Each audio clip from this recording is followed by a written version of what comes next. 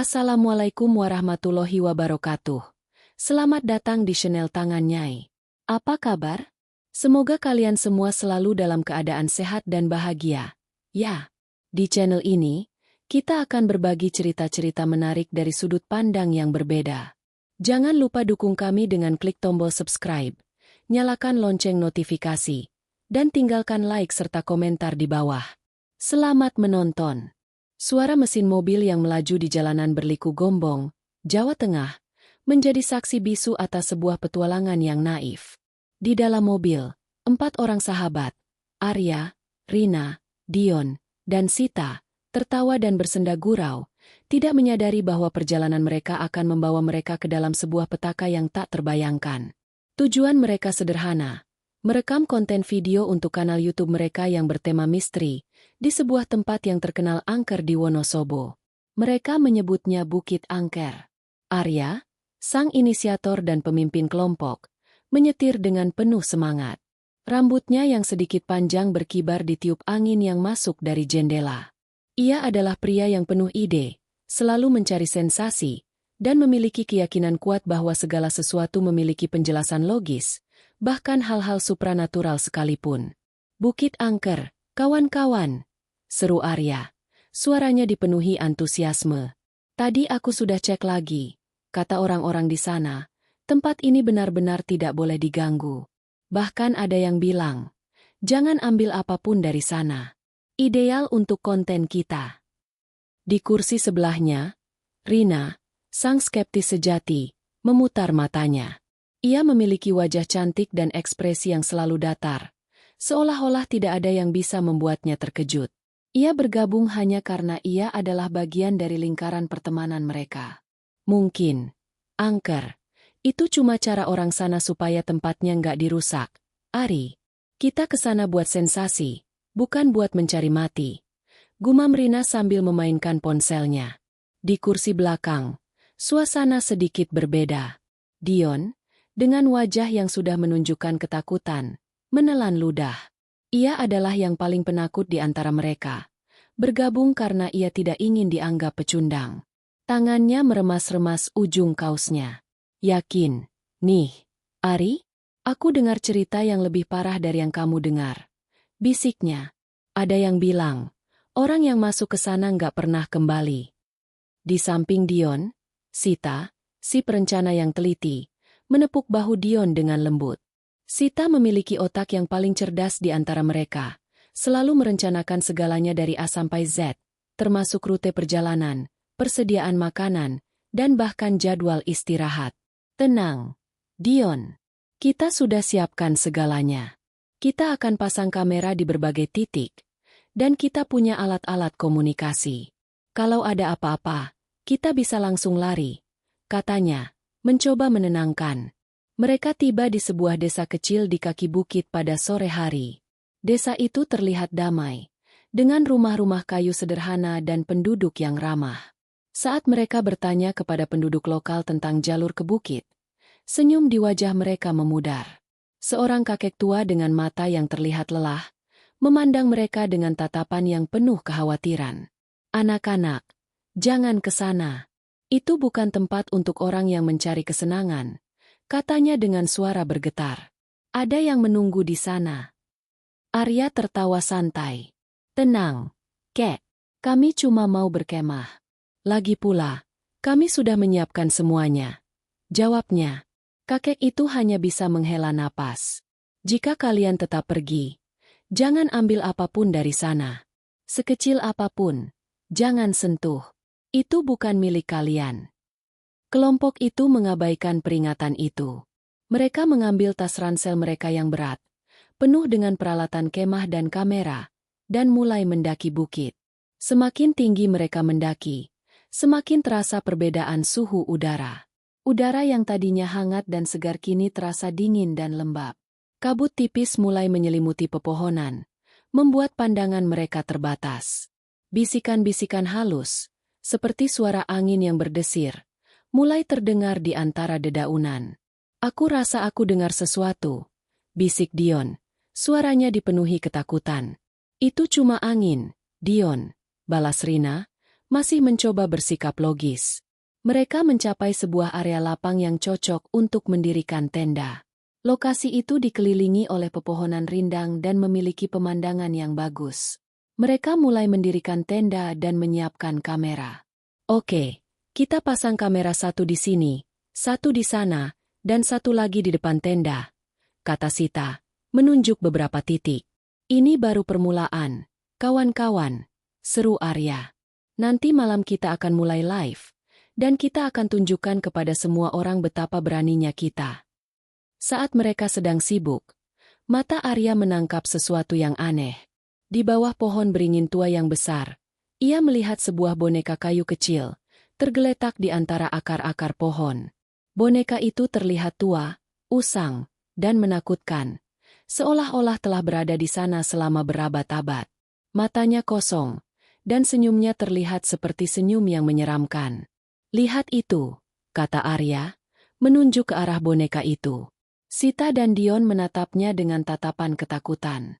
Dion menggelengkan kepalanya. Jangan, Ari. Ingat kata kakek itu.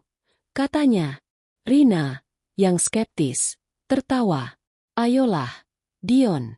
Ini cuma boneka kayu. Apa yang bisa dilakukannya? Tantangnya. Arya yang melihat tantangan itu, berjalan ke arah boneka itu. Ia meraihnya dengan perlahan. Saat tangannya menyentuh boneka itu, ia merasakan sensasi dingin yang aneh. Tiba-tiba, bisikan yang tadinya halus kini terdengar lebih jelas. Udara di sekitar mereka terasa lebih dingin, dan kabut tebal menyelimuti area itu. Ini dia, kata Arya, memegang boneka itu. Ini akan menjadi properti utama kita.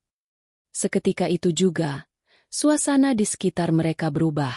Udara menjadi lebih berat, dan bisikan-bisikan yang tadinya halus kini terdengar seperti suara yang menakutkan. Mereka semua merasa ada sesuatu yang tidak beres. Aku rasa ini bukan ide yang bagus, bisik Dion. Suaranya bergetar. Terlambat, kata Rina, yang kini juga merasakan ketakutan. Kita sudah mengusik apa yang tidak boleh diusik. Mereka berempat kembali ke tenda dengan boneka kayu itu. Mereka mencoba meyakinkan diri bahwa semua ini hanya imajinasi mereka, tetapi tidak ada yang benar-benar percaya. Mereka makan malam dalam keheningan yang aneh, dan mereka menyadari bahwa mereka tidak lagi sendirian di bukit ini. Mereka telah membawa pulang sesuatu yang tidak seharusnya mereka bawa. Malam tiba dengan cepat, membawa serta kegelapan yang pekat dan keheningan yang mencekam. Bintang-bintang di langit terlihat begitu terang, tetapi cahaya mereka tidak cukup untuk menembus kegelapan di dalam hutan. Mereka berempat masuk ke dalam tenda. Dion gemetar ketakutan. Rina mencoba menenangkan dirinya sendiri. Sita bersikap tenang, dan Arya mencoba untuk tidak memikirkan apa yang mereka dengar dan lihat. Mereka duduk di dalam tenda, di samping boneka kayu yang kini terlihat lebih menakutkan. Mata boneka itu terlihat seperti menatap mereka, dan senyumnya terlihat lebih menyeramkan. Mereka mencoba untuk memulai live mereka, tetapi mereka tidak bisa. Mereka merasa ada sesuatu yang mengawasi mereka dari luar. Aku tidak bisa melakukan ini, bisik Dion. Tangannya gemetar. Aku tidak bisa menahan rasa takut ini. Tenang, Dion. Kita harus berani, jawab Arya, mencoba menenangkan. Kita akan melakukannya bersama. Tiba-tiba, mereka mendengar suara ranting yang patah di luar tenda. Mereka semua membeku. Suara itu terdengar sangat dekat, seolah-olah seseorang sedang berjalan di sekitar tenda mereka. Siapa di luar? Tanya Rina. Suaranya dipenuhi ketakutan. Tidak ada jawaban. Suara itu terus terdengar, semakin dekat. Lalu, mereka mendengar suara yang lebih mengerikan. Suara garukan, seperti kuku-kuku panjang yang menggaruk tenda mereka. Suara itu terdengar sangat keras dan sangat dekat. Mereka semua berteriak. Itu apa? Teriak Dion. Aku tidak tahu, balas Arya, mencoba menenangkan. Kita harus tetap di sini. Tiba-tiba, bayangan seorang wanita dengan rambut panjang terlihat di luar tenda. Bayangan itu sangat tinggi dan sangat tipis. Seolah-olah itu adalah bayangan dari sebuah ilusi. Bayangan itu bergerak perlahan, seolah-olah ia sedang menari. Aku rasa kita harus lari, teriak Rina. Suaranya dipenuhi kepanikan. Kita tidak bisa lari. Kita tidak tahu apa yang ada di luar, jawab Sita. Bayangan itu berhenti bergerak. Ia menatap mereka. Bayangan itu terlihat seperti sedang tersenyum. Senyumnya terlihat sangat menakutkan, seperti senyum yang tidak pernah terlihat di wajah manusia. Lalu, bayangan itu mulai bergerak lagi. Ia mulai menggaruk tenda mereka lagi. Suara garukan itu terdengar lebih keras, seolah-olah ia sedang mencoba masuk ke dalam. Kita harus melakukan sesuatu, teriak Dion. Aku tidak bisa lagi. Aku tahu, Dion. Aku tahu, balas Arya. Kita harus mencari jalan keluar. Tiba-tiba, suara garukan itu berhenti. Suara itu digantikan oleh suara yang lebih mengerikan. Suara wail yang terdengar seperti suara seorang wanita yang sedang menangis. Suara itu terdengar dari segala arah, seolah-olah ia sedang mencoba membingungkan mereka. Mereka semua membeku. Mereka tidak bisa bergerak. Mereka tidak bisa berpikir. Mereka hanya bisa mendengarkan. Dia di sana, bisik Rina. Tangannya menunjuk ke arah pintu tenda. Mereka semua menatap ke arah pintu tenda. Dan mereka melihatnya. Bayangan wanita itu berdiri di depan pintu tenda. Bayangan itu terlihat sangat jelas, dan mereka bisa melihat matanya yang kosong, yang tidak memiliki pupil atau iris. Matanya terlihat seperti dua lubang hitam di wajahnya. Kita harus lari, teriak Dion. Suaranya dipenuhi ketakutan. Tidak, teriak Arya. Kita tidak bisa lari. Tiba-tiba, Dion berdiri dan berlari ke arah pintu tenda. Ia membuka pintu tenda dan berlari ke dalam hutan. Arya, Rina, dan Sita berteriak. Mereka mencoba menghentikannya, tetapi mereka terlambat. Dion sudah pergi. Dion, kembali, teriak Rina. Suaranya dipenuhi ketakutan. Kita harus mencarinya, teriak Sita. Tidak, kita tidak bisa mencarinya, balas Arya. Kita tidak tahu apa yang ada di luar. Kita harus tetap di sini. Mereka bertiga berdiri di dalam tenda, terdiam. Mereka tidak bisa mendengar suara Dion lagi. Mereka tidak bisa mendengar suara Wai lagi. Mereka hanya bisa mendengar suara napas mereka. Mereka tahu bahwa Dion sudah pergi, dan mereka tidak tahu apakah ia akan kembali. Mereka tahu bahwa mereka telah membuat kesalahan besar. Mereka telah mengganggu apa yang seharusnya tidak diganggu. Di luar tenda, mereka melihat bayangan wanita itu berjalan perlahan, seolah-olah ia sedang mencari sesuatu. Bayangan itu berhenti di tempat di mana Dion berlari, dan ia menatap ke dalam tenda. Bayangan itu tersenyum. Senyumnya terlihat sangat menakutkan, seperti senyum yang tidak pernah terlihat di wajah manusia. Lalu, bayangan itu berjalan pergi, lenyap di dalam kegelapan. Mereka bertiga berdiri di dalam tenda, terdiam. Mereka tahu bahwa mereka tidak akan bisa tidur malam ini. Mereka tahu bahwa mereka telah membuat kesalahan besar. Mereka telah membawa pulang sesuatu yang tidak seharusnya mereka bawa. Mereka telah mengundang petaka ke dalam hidup mereka. Ketiga sahabat itu, Arya, Rina, dan Sita, berdiam diri di dalam tenda yang terasa seperti penjara. Kegelapan di luar adalah hal yang paling menakutkan, karena mereka tidak tahu apa yang menanti mereka. Waktu seakan berhenti. Setiap detik terasa seperti berjam-jam. Di tengah ketakutan itu, Arya, yang dikenal sebagai orang yang paling berani, merasa malu. Ia adalah orang yang mendorong mereka ke sini. Ia adalah orang yang mengambil boneka itu, dan kini ia merasa bersalah. Kita harus mencari Dion, bisiknya. Aku yang salah, aku yang mengambil boneka itu. Jadi aku yang harus mencari Dion. Rina, yang biasanya skeptis, kini tidak bisa berkata apa-apa. Wajahnya pucat, dan matanya penuh ketakutan. Ia hanya mengangguk. Sita, yang biasanya tenang, juga terlihat ketakutan. Namun, ia menyadari bahwa mereka tidak bisa tinggal di sana selamanya. Kita harus kembali ke desa, katanya. Kita harus mencari bantuan. Mereka bertiga keluar dari tenda, membawa boneka itu dengan tangan gemetar. Kabut di luar terasa dingin, dan bisikan-bisikan itu terasa lebih jelas. Mereka melihat jejak kaki Dion di tanah yang basah, dan mereka mengikutinya. Mereka berharap bisa menemukan Dion, tetapi mereka tidak bisa. Jejak kaki itu berakhir di sebuah pohon besar. Mereka semua tahu apa artinya. Dion sudah lenyap. Mereka kembali ke jalanan dan berjalan menuruni bukit. Perjalanan itu terasa sangat panjang. Setiap bisikan yang mereka dengar, setiap ranting yang patah, membuat mereka terkejut. Mereka berjalan dalam keheningan. Tidak ada yang berani berbicara. Mereka hanya bisa mendengarkan suara napas mereka sendiri, yang terdengar sangat keras. Saat mereka tiba di desa, suasana sudah sepi. Semua lampu sudah mati. Mereka mengetuk pintu rumah-rumah, tetapi tidak ada yang menjawab. Mereka berjalan menuju rumah kakek yang mereka temui sebelumnya, dan mereka mengetuk pintunya. Kakek itu membuka pintunya.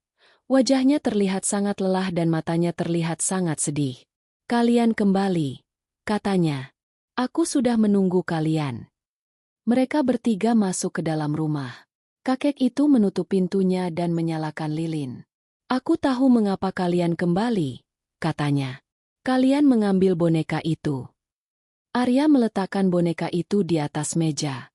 Kakek itu menatap boneka itu. Matanya dipenuhi dengan kesedihan. Boneka itu dulunya milik seorang anak perempuan. Anak perempuan itu meninggal di bukit itu, dan arwahnya tidak pernah pergi.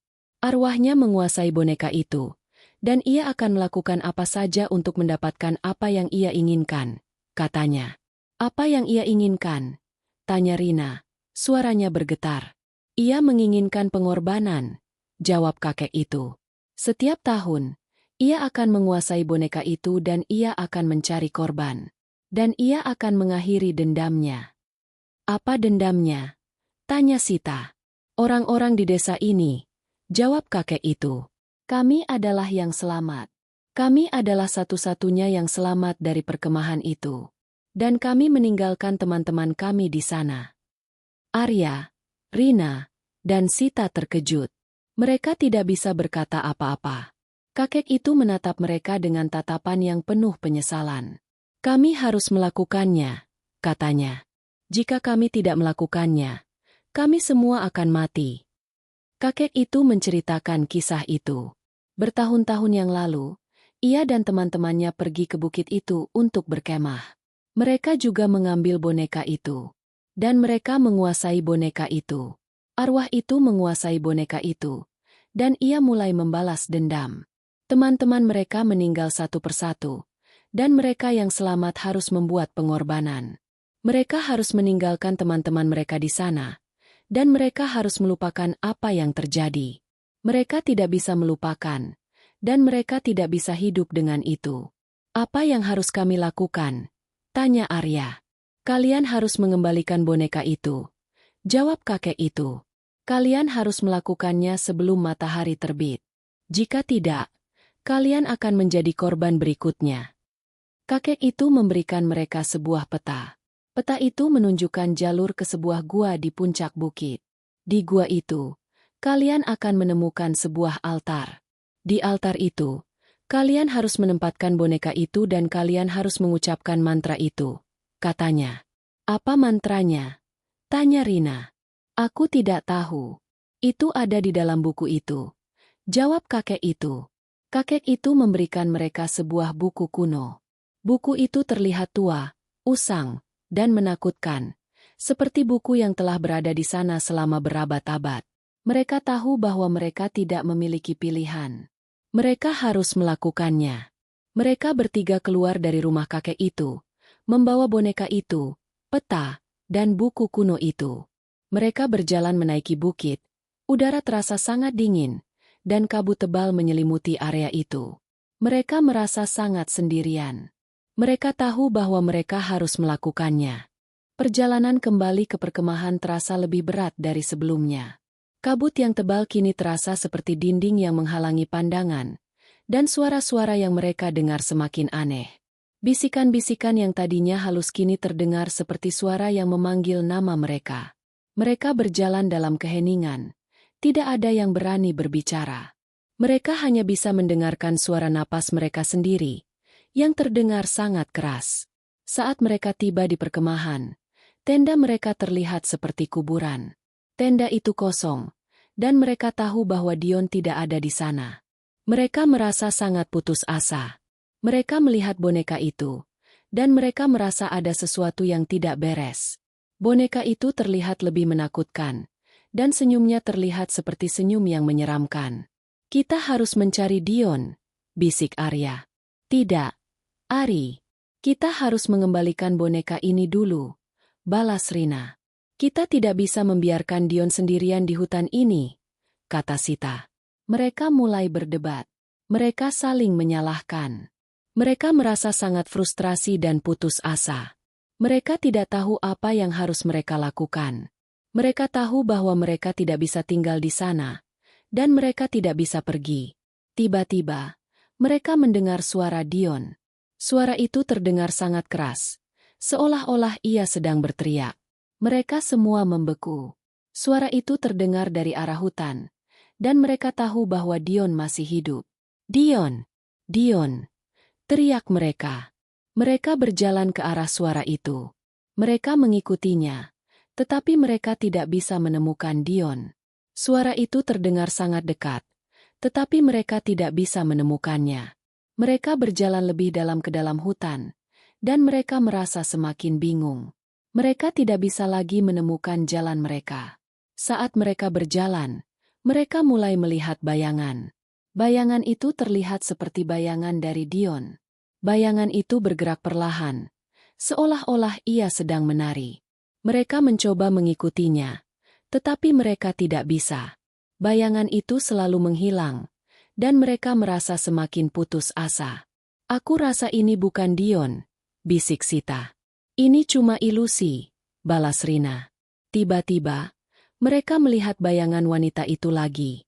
Bayangan itu berdiri di depan mereka, dan ia menatap mereka. Bayangan itu tersenyum, dan senyumnya terlihat sangat menakutkan. Ia mulai bergerak perlahan, seolah-olah ia sedang menari. Ia bergerak di sekitar mereka, dan mereka merasa sangat bingung. Ini bukan Rina, teriak Arya. Mereka semua menatap Rina. Ia terlihat seperti Rina, tetapi ia tidak berbicara. Matanya terlihat kosong, dan ia terlihat seperti sedang tersenyum. Senyumnya terlihat sangat menakutkan, seperti senyum yang tidak pernah terlihat di wajah manusia. Mereka tahu bahwa ia telah dirasuki. Ini bukan Rina, teriak Dion. Mereka semua menatap Dion. Ia terlihat seperti Dion, tetapi ia tidak berbicara. Matanya terlihat kosong, dan ia terlihat seperti sedang tersenyum. Senyumnya terlihat sangat menakutkan, seperti senyum yang tidak pernah terlihat di wajah manusia. Mereka tahu bahwa ia telah dirasuki. Ini ilusi, teriak Sita. Mereka semua melihat sekeliling. Mereka melihat bayangan wanita itu, bayangan Rina, dan bayangan Dion. Mereka tidak bisa lagi membedakan mana yang nyata dan mana yang tidak. Mereka merasa sangat bingung dan putus asa. Akhirnya, mereka menyadari bahwa mereka telah jatuh ke dalam perangkap. Mereka telah membiarkan rasa takut mereka mengambil alih. Mereka tahu bahwa mereka harus berani. Mereka harus melawan. Mereka harus menemukan Dion dan mereka harus mengembalikan boneka itu. Mereka tahu bahwa mereka tidak akan bisa melakukannya tanpa Dion. Mereka kembali ke perkemahan, membawa boneka itu, peta, dan buku kuno itu. Mereka merasa sangat lelah, tetapi mereka tidak bisa menyerah. Mereka tahu bahwa mereka harus melakukannya. Mereka tahu bahwa mereka harus menyelamatkan Dion. Dan mereka tahu bahwa mereka harus mengakhiri petaka ini. Di luar tenda, mereka melihat bayangan wanita itu berjalan perlahan, seolah-olah ia sedang menunggu. Bayangan itu tersenyum, dan senyumnya terlihat sangat menakutkan, seperti senyum yang tidak pernah terlihat di wajah manusia. Mereka tahu bahwa ia tidak akan pernah menyerah. Mereka tahu bahwa ia akan terus mengganggu mereka. Dan mereka tahu bahwa mereka harus melawannya. Malam kembali menyelimuti Bukit Angker dengan jubah kegelapan yang lebih pekat dari sebelumnya. Kabut tebal merangkak naik, menelan sisa-sisa cahaya senja dan membekukan udara di sekitarnya. Di dalam tenda yang sunyi, Arya, Rina, dan Sita duduk dalam lingkaran yang tegang. Mereka tidak lagi berbagi kehangatan atau canda, hanya keheningan yang dipenuhi kecurigaan. Boneka kayu tua itu tergeletak di tengah. Matanya yang kosong seolah mengikuti setiap gerakan dan bisikan mereka. Rasa takut telah berubah menjadi paranoia yang dingin, menggerogoti nalar mereka. Aku tidak percaya. Rina memecah keheningan. Suaranya nyaris tidak terdengar.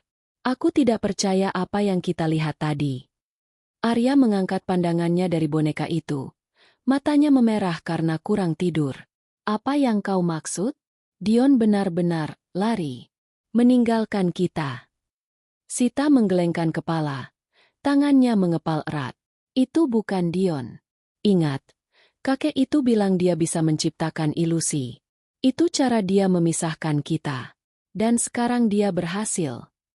Tiba-tiba, suara derap langkah kaki terdengar di luar tenda. Mereka semua menahan napas. Suara itu terdengar sangat nyata, bukan seperti suara ranting yang patah yang mereka dengar sebelumnya. Suara itu terdengar seperti langkah kaki yang terburu-buru, seperti seseorang sedang berlari. Dan kemudian, mereka mendengar suara yang mereka kenal. Tolong! Siapapun! Aku terjebak di sini. Tolong! Itu suara Dion. Jantung mereka berdebar kencang. Arya, yang paling impulsif, langsung berdiri. Itu Dion. Dia masih hidup. Tunggu, Arya. Sita menarik lengannya. Itu mungkin jebakan lagi. Jangan keluar. Namun, suara itu semakin intens. Mereka mengejarku. Hantu wanita itu. Rasa bersalah dan panik mengalahkan nalar. Arya menarik tangannya dan berlari keluar tenda. Rina dan Sita saling pandang, ragu. Akhirnya, mereka berdua mengikutinya. Mereka melihat sosok Dion berlari. Bayangannya terlihat sangat jelas di tengah kabut. Ia berlari ke dalam hutan, dan mereka mengejarnya.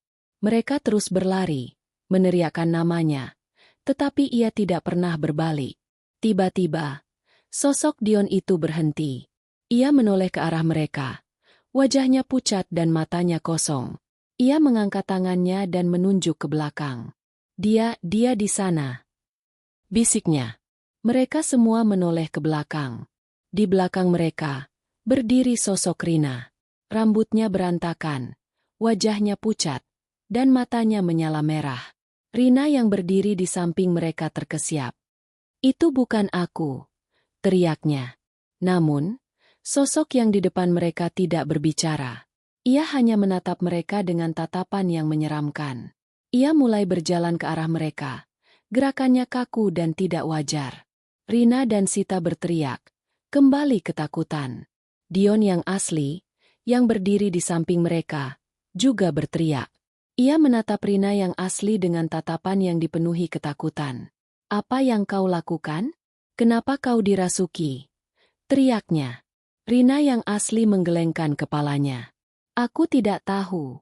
Itu bukan aku. Namun, Dion tidak mendengarkannya. Ia terlalu takut. Ia menoleh ke arah Arya. Arya, kau yang membawa boneka itu. Kau yang menyebabkan semua ini. Teriaknya. Tidak, Dion. Itu ilusi. Kita harus melawan ilusi itu. Balas Arya. Tapi Dion tidak lagi percaya pada Arya. Ia menoleh ke arah Rina yang asli. Kau adalah hantu itu. Teriaknya. Ia mendorong Rina yang asli. Dan Rina terjatuh. Lalu, Dion berlari ke dalam hutan, meninggalkan mereka. Arya, Rina, dan Sita berdiri terdiam. Mereka tidak bisa berkata apa-apa. Mereka baru saja melihat salah satu teman mereka lari, karena ia tidak bisa lagi membedakan mana yang nyata dan mana yang ilusi. Mereka tahu bahwa ilusi itu telah berhasil. Ia telah memisahkan mereka. Di tengah keheningan, mereka mendengar suara Dion lagi. Rina, Arya tolong. Suara itu terdengar sangat lemah. Mereka tahu bahwa ia masih hidup. Tetapi mereka tidak tahu apakah ia akan kembali. Mereka tahu bahwa mereka harus mencarinya, tetapi mereka juga takut. Arya yang merasa sangat bersalah, mengambil keputusan. Aku akan mencari Dion, katanya. Kalian berdua, kembalilah ke tenda. Aku akan kembali dengan Dion. Sita dan Rina menatapnya dengan tatapan ketakutan. Tidak, Arya. Jangan pergi, teriak Sita. Itu jebakan. Namun, Arya sudah tidak bisa mendengarkan. Ia harus menemukan Dion. Ia harus mengakhiri petaka ini. Ia harus membuktikan bahwa ia tidak bersalah. Ia berlari ke dalam hutan, ke arah di mana ia mendengar suara Dion terakhir kali. Di luar tenda, Rina dan Sita duduk dalam keheningan yang mencekam. Mereka tidak lagi berbicara. Mereka hanya duduk, berpegangan tangan, mencoba untuk tidak berbicara. Mereka tahu bahwa mereka harus menunggu. Mereka tahu bahwa mereka tidak bisa lagi saling menyalahkan. Mereka tahu bahwa mereka harus bersatu. Namun, di tengah keheningan, mereka mendengar suara yang tidak terduga. Suara Dion. Suara itu terdengar sangat jelas, seolah-olah ia sedang berdiri di luar tenda. Rina, Sita, tolong. Ini aku, Dion. Aku tidak tahu harus kemana. Rina dan Sita saling pandang. Mereka tidak tahu apakah itu ilusi lagi atau bukan. Mereka tahu bahwa mereka harus berhati-hati. Rina, yang biasanya skeptis, kini percaya pada apa yang ia lihat. Ia berjalan ke pintu tenda dan membukanya. Di sana, di depan mereka, berdiri Dion. Wajahnya terlihat pucat, matanya kosong, dan ia terlihat sangat kotor.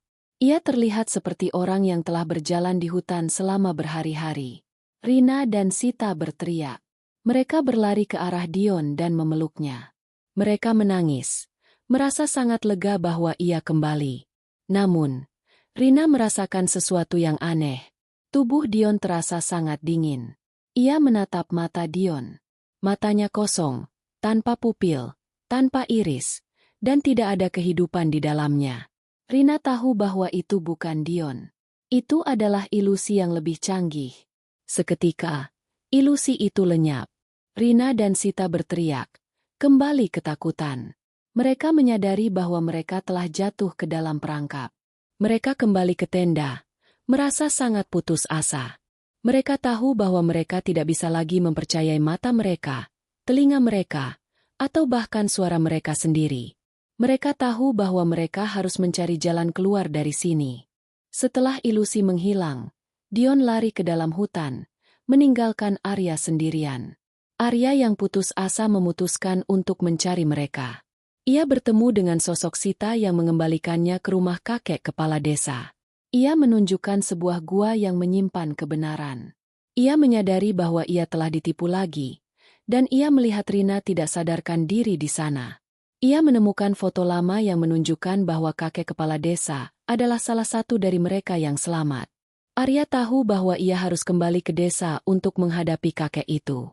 Arya kembali ke desa dengan Rina yang tidak sadarkan diri. Ia menghadapi kakek kepala desa, yang akhirnya mengakui kesalahannya. Kakek itu mengungkapkan bahwa ia adalah orang yang selamat, dan ia telah menipu mereka. Ia juga mengungkapkan bahwa Dion dan Sita adalah keturunan dari mereka yang meninggal, dan arwah itu menginginkan darah mereka.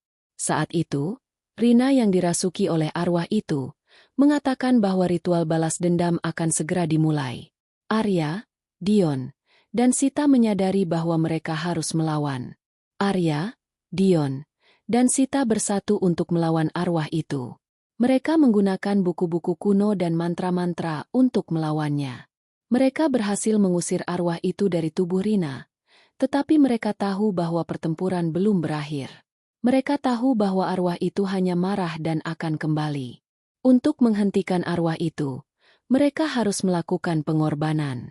Kakek kepala desa menawarkan diri untuk mengorbankan ingatannya, tetapi arwah itu menolaknya. Akhirnya, setiap orang mengorbankan sesuatu yang sangat berharga bagi mereka. Arya mengorbankan kalungnya, Dion mengorbankan darahnya, Rina mengorbankan rambutnya, dan Sita mengorbankan jarinya. Arwah itu tidak mengerti mengapa manusia akan melakukan hal seperti itu. Akhirnya, Ia menyerah dan menghilang. Mereka berhasil selamat dari petaka itu, tetapi mereka tidak akan pernah kembali seperti dulu. Mereka telah kehilangan sebagian dari diri mereka sendiri, dan mereka akan hidup dengan trauma yang mendalam. Mereka akhirnya menyadari bahwa beberapa rahasia lebih baik tidak diusik. Mereka membawa kenangan pahit itu sampai mati. Pagi datang, bukan dengan kehangatan atau janji keselamatan, melainkan dengan cahaya yang terasa hampa.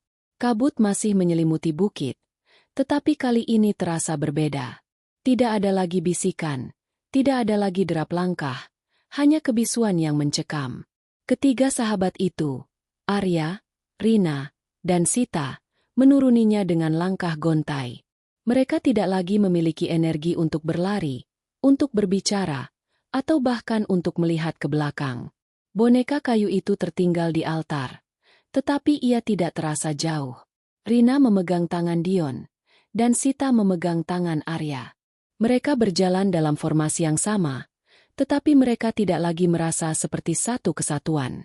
Mereka adalah tiga individu yang telah melewati neraka, dan trauma telah mengukir jarak di antara mereka. Di desa, rumah-rumah masih sepi. Mereka tidak menemukan kakek itu dimanapun. Mereka melihat rumahnya, yang pintunya terbuka lebar, dan mereka tahu bahwa ia telah pergi. Mereka tidak tahu apakah ia masih hidup atau tidak, tetapi mereka tahu bahwa ia telah melakukan apa yang ia janjikan. Ia telah memberikan mereka jalan keluar. Mereka kembali ke mobil, dan mereka mulai menyetir kembali ke Gombong. Perjalanan itu terasa sangat panjang. Mereka tidak berbicara. Mereka hanya duduk dalam keheningan, membiarkan keheningan itu meresap ke dalam jiwa mereka. Sesampainya di rumah, mereka berpisah tanpa mengucapkan selamat tinggal. Mereka hanya saling menatap, mata mereka kosong, dan mereka tahu bahwa mereka tidak akan pernah kembali seperti dulu. Mereka telah kehilangan sebagian dari diri mereka sendiri, dan mereka akan hidup dengan trauma yang mendalam. Mereka akhirnya menyadari bahwa beberapa rahasia lebih baik tidak diusik. Arya kembali ke apartemennya, yang terasa sangat kosong. Ia melihat dirinya di cermin, dan ia melihat seorang pria yang berbeda. Matanya kosong, tanpa kehidupan, dan ia tahu bahwa ia telah berubah. Ia mencoba untuk tidur, tetapi ia tidak bisa. Ia hanya bisa melihat bayangan wanita itu, dan ia hanya bisa mendengar suara bisikan itu. Ia tahu bahwa ia akan hidup dengan bayangan itu sampai mati. Sita kembali ke rumahnya, dan ia melihat dirinya di cermin. Ia melihat seorang wanita yang berbeda. Jari yang ia korbankan terlihat seperti luka, dan ia tahu bahwa ia tidak akan pernah bisa melupakannya. Ia mencoba untuk tidur, tetapi ia tidak bisa. Ia hanya bisa melihat bayangan Dion, dan ia hanya bisa mendengar suara wail itu. Ia tahu bahwa ia akan hidup dengan bayangan itu sampai mati. Dion kembali ke rumahnya, dan ia melihat dirinya di cermin. Ia melihat seorang pria yang berbeda. Darah yang ia korbankan terasa seperti api yang membakar, dan ia tahu bahwa ia tidak akan pernah bisa melupakannya. Ia mencoba untuk tidur, tetapi ia tidak bisa. Ia hanya bisa melihat bayangan Rina, dan ia hanya bisa mendengar suara garukan itu. Ia tahu bahwa ia akan hidup dengan bayangan itu sampai mati. Mereka semua tahu bahwa mereka tidak akan pernah bisa kembali. Mereka telah kehilangan sebagian dari diri mereka sendiri, dan mereka akan hidup dengan trauma yang mendalam. Mereka akhirnya menyadari bahwa beberapa rahasia lebih baik tidak diusik. Mereka membawa kenangan pahit itu sampai mati. Kehidupan setelah Bukit Angker adalah ilusi yang lebih kejam. Mereka kembali ke rutinitas. Tetapi dunia terasa asing. Arya mencoba melanjutkan kanal YouTube-nya, tetapi setiap kali ia menyalakan kamera, ia hanya melihat bayangan wanita itu di monitor. Ia tidak pernah lagi mengunggah video. Rina, yang selalu skeptis, kini hidup dalam ketakutan yang konstan, tidak bisa tidur tanpa lampu menyala. Setiap malam, ia mendengar bisikan di telinganya, memanggil namanya. Sita, si perencana yang teliti, kehilangan kemampuannya untuk fokus. Ia akan menemukan dirinya terpaku pada satu titik kosong selama berjam-jam, seperti pikirannya telah dipegang oleh sesuatu yang tak terlihat. Luka-luka yang mereka dapatkan di bukit itu tidak pernah sembuh. Jari Sita yang dipotong tidak berdarah atau bernanah, tetapi tidak juga sembuh. Luka itu tetap terbuka, seperti pengingat yang menyakitkan. Darah Dion yang tumpah di tanah tidak pernah mengering, bahkan setelah berminggu-minggu. Dan kalung Arya yang hilang terasa seperti beban yang berat di lehernya. Suatu malam, Rina terbangun dengan keringat dingin. Ia mendengar suara yang ia pikir sudah ia lupakan, suara garukan di dinding. Ia mencoba mengabaikannya, tetapi suara itu semakin keras. Ia berteriak dan membangunkan Dion dan Sita. Mereka bertiga lari ke ruang tamu, dan mereka melihatnya. Di dinding, ada sebuah gambar yang terukir. Itu adalah gambar boneka kayu itu, dengan mata kosong dan senyum yang menyeramkan. Mereka menyadari bahwa ia tidak pernah pergi. Ia hanya menunggu. Tiba-tiba, lampu mulai berkedip-kedip, dan suhu ruangan turun drastis. Mereka semua merasakan hawa dingin yang menusuk. Suara wail yang mereka dengar di bukit itu kini terdengar di dalam rumah. Lalu, mereka melihat bayangan wanita itu. Ia berdiri di sudut ruangan, tersenyum dengan senyum yang menyeramkan. Ia melayang ke arah mereka, dan mereka tahu bahwa mereka tidak bisa lari. "Kalian tidak bisa pergi," bisik suara itu, terdengar seperti suara Rina, tetapi lebih dingin. "Kalian adalah milikku." Mereka berteriak, dan mereka menyadari bahwa mereka telah membuat kesalahan besar. Mereka telah mengorbankan sesuatu, tetapi mereka tidak mengorbankan diri mereka. Mereka telah membuat kesepakatan dengan iblis, dan sekarang iblis itu kembali untuk mengambil jiwanya. Waktu yang seharusnya menjadi penyembuh justru menjadi racun. Selama berbulan-bulan, setiap hari yang mereka jalani adalah siksaan. Perjalanan singkat mereka ke Bukit Angker telah merusak hidup mereka secara total. Mereka berupaya kembali ke kehidupan normal, tetapi normalitas sudah tidak ada lagi bagi mereka. Jari Sita yang terpotong tidak pernah sembuh. Luka itu menjadi hitam, membusuk, dan menyebarkan bau yang busuk. Meskipun ia mencoba membersihkannya, baunya tidak pernah hilang. Luka itu adalah pengingat yang menyakitkan bahwa ia telah kehilangan sebagian dari dirinya sendiri. Darah Dion yang tumpah di tanah tidak pernah mengering. Ia kembali ke bukit itu dan melihatnya. Darah itu masih ada di sana, seperti saksi bisu atas kepergiannya. Kalung Arya yang hilang terasa seperti beban yang berat di lehernya. Ia tidak bisa lagi tidur tanpa lampu menyala, dan ia sering mendengar suara wail yang ia dengar di bukit itu. Mereka bertiga hidup dalam kegelapan, menunggu petaka berikutnya. Suatu malam, Rina sedang tidur. Ia mendengar suara garukan di dinding. Ia mencoba mengabaikannya, tetapi suara itu semakin keras. Ia berteriak dan membangunkan Dion dan Sita. Mereka bertiga lari ke ruang tamu, dan mereka melihatnya. Di dinding, ada sebuah gambar yang terukir. Itu adalah gambar boneka kayu itu, dengan mata kosong dan senyum yang menyeramkan. Mereka menyadari bahwa ia tidak pernah pergi. Ia hanya menunggu. Tiba-tiba, lampu mulai berkedip-kedip, dan suhu ruangan turun drastis. Mereka semua merasakan hawa dingin yang menusuk. Suara wail yang mereka dengar di bukit itu kini terdengar di dalam rumah. Lalu, mereka melihat bayangan wanita itu. Ia berdiri di sudut ruangan, tersenyum dengan senyum yang menyeramkan. Ia melayang ke arah mereka, dan mereka tahu bahwa mereka tidak bisa lari. "Kalian tidak bisa pergi," bisik suara itu, terdengar seperti suara Rina, tetapi lebih dingin. "Kalian adalah milikku." Mereka berteriak, dan mereka menyadari bahwa mereka telah membuat kesalahan besar. Mereka telah mengorbankan sesuatu, tetapi mereka tidak mengorbankan diri mereka. Mereka telah membuat kesepakatan dengan iblis, dan sekarang iblis itu kembali untuk mengambil jiwanya. Dion, yang paling penakut di antara mereka, berteriak. Ia mencoba lari, tetapi kakinya terasa berat, seperti terikat ke lantai. Ia menoleh ke belakang, dan ia melihat bayangan wanita itu melayang ke arahnya. Matanya kosong, dan senyumnya terlihat seperti senyum yang menyeramkan. Ia mencoba berbicara, tetapi ia tidak bisa. Ia hanya bisa melihat bayangan itu mendekatinya. Arya, yang paling berani, mengambil langkah maju. Apa yang kau inginkan? Teriaknya. Kami sudah melakukan apa yang kau minta. Kami sudah mengembalikan boneka itu. Kami sudah mengorbankan apa yang kami miliki. Bayangan wanita itu berhenti. Ia menatap Arya. Kalian tidak mengorbankan apa-apa, bisiknya. Kalian hanya memberikan apa yang tidak kalian butuhkan. Kalian memberikan apa yang kalian anggap tidak penting. Arya terkejut. Apa maksudmu? Kalian mengorbankan benda mati, darah yang mudah terganti, rambut yang akan tumbuh, dan jari yang akan sembuh. Kalian tidak mengorbankan apa yang kalian miliki. Kalian tidak mengorbankan apa yang kalian sayangi, bisiknya. Kalian tidak mengorbankan diri kalian. Suara itu menghilang. Bayangan wanita itu mulai berubah. Ia mulai terlihat lebih jelas, lebih nyata.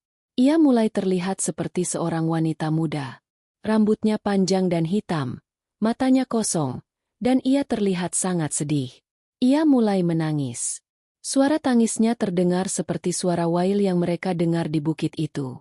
Apa yang terjadi? Tanya Rina. Suaranya dipenuhi ketakutan. Aku adalah korban pertama, bisik wanita itu. Aku adalah anak perempuan yang meninggal di bukit itu. Namaku Laras. Laras mulai menceritakan kisahnya. Bertahun-tahun yang lalu, ia dan teman-temannya pergi ke bukit itu untuk berkemah. Mereka juga mengambil boneka itu. Dan mereka menguasai boneka itu. Arwah itu menguasai boneka itu. Dan ia mulai membalas dendam. Teman-teman Laras meninggal satu persatu. Dan Laras yang selamat harus membuat pengorbanan. Ia harus mengorbankan nyawanya untuk menyelamatkan teman-temannya. Ia harus melakukannya, tetapi ia tidak bisa. Ia terlalu takut. Ia tidak ingin mati. Aku meninggalkan mereka di sana, bisiknya. Aku tidak kembali. Aku tidak mengorbankan diriku. Aku lari, dan aku meninggalkan mereka di sana. Laras kembali ke desa, dan ia bertemu dengan kakek itu. Kakek itu adalah satu-satunya yang selamat dari perkemahan itu. Ia mengatakan kepada Laras bahwa ia harus kembali ke bukit itu dan mengorbankan dirinya. Laras yang merasa bersalah, kembali ke bukit itu, dan ia melakukan pengorbanan. Ia mengorbankan nyawanya untuk menyelamatkan teman-temannya. Ia meninggal di bukit itu, dan arwahnya tidak pernah pergi. Ia tetap di sana, menunggu korban berikutnya. Aku ingin balas dendam, bisiknya. Aku ingin mengakhiri dendamku. Bagaimana kami bisa membantumu? Tanya Arya. Kalian harus membuat pengorbanan yang sama, jawab Laras. Kalian harus mengorbankan diri kalian. Kalian harus melakukannya dengan cinta, bukan dengan ketakutan. Mereka bertiga saling pandang. Mereka tahu apa yang harus mereka lakukan. Mereka tidak bisa lagi lari. Mereka harus melakukannya. Mereka harus mengorbankan diri mereka. Arya, yang merasa sangat bersalah, melangkah maju. Aku akan melakukannya, katanya. Aku yang membawa boneka itu. Aku yang menyebabkan semua ini. Dion yang paling penakut, melangkah maju. Aku akan melakukannya, katanya. Aku yang pertama lari. Aku yang membuat perpecahan di antara kita. Rina yang paling skeptis, melangkah maju. Aku akan melakukannya, katanya. Aku yang tidak percaya pada kalian. Aku yang membuat kalian merasa sendirian. Sita, yang paling rasional, melangkah maju. Aku akan melakukannya, katanya. Aku yang tidak bisa melindungi kalian. Aku yang tidak bisa mengakhiri petaka ini. Mereka berempat saling pandang. Mereka tersenyum. Mereka tahu bahwa mereka tidak akan pernah kembali seperti dulu. Tetapi mereka juga tahu bahwa mereka harus mengakhirinya. Mereka mengorbankan diri mereka. Dan arwah itu akhirnya menemukan kedamaian. Mereka tidak meninggal. Mereka tidak lenyap. Mereka hanya kembali ke kehidupan mereka. Tetapi mereka kembali dengan damai. Mereka tidak lagi merasakan ketakutan. Mereka tidak lagi merasakan trauma. Mereka hanya merasakan kedamaian. Mereka akhirnya menyadari bahwa beberapa rahasia lebih baik tidak diusik. Mereka membawa kenangan pahit itu sampai mati, Tetapi mereka tidak akan pernah lagi merasa kesepian. Mereka adalah satu kesatuan. Mereka telah menemukan apa yang mereka cari, dan mereka telah menemukan kedamaian.